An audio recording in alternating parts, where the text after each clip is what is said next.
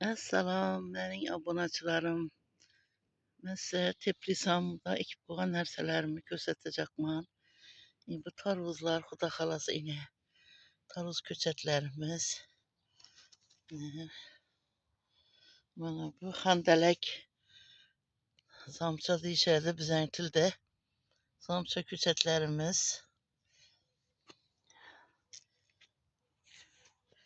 Bu miyata yalpız.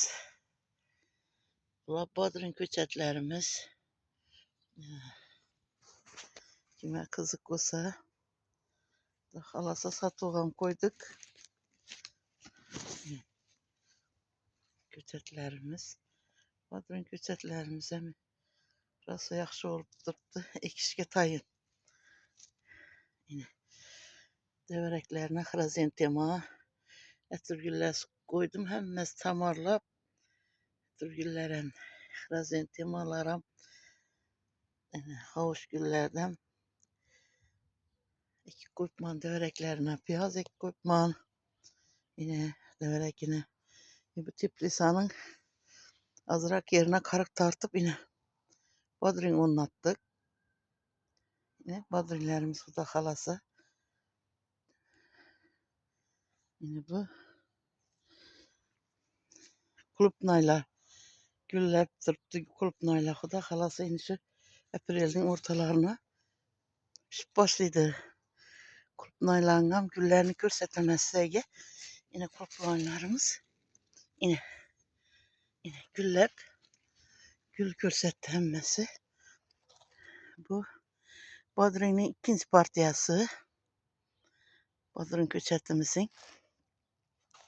Geçirak su varmadı.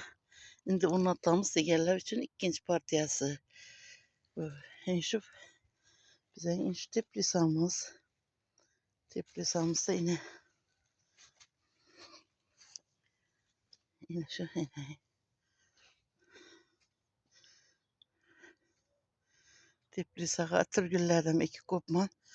Yine atırgüllerin boyları yine bu salat bergi. Salat belgeleri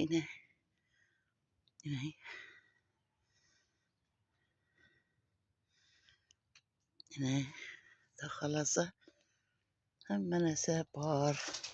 Şu Teplisamın yine şu ne görünüş Teplisamın.